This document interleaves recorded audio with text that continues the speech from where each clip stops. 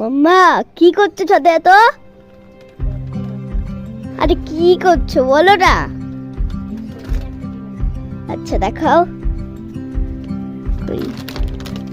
দাঁড়াও, দেখে দেখো হনুমানের জন্য দেখে বেঁধে রেখেছি। কি বলতো? লাউ। পুরা ভাই এত বড় লাউ।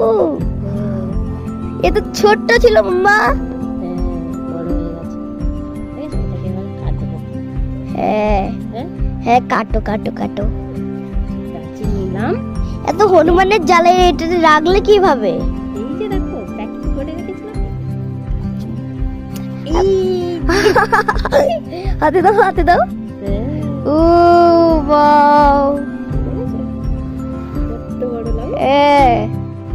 এটা 1 কেজি মনে হবে।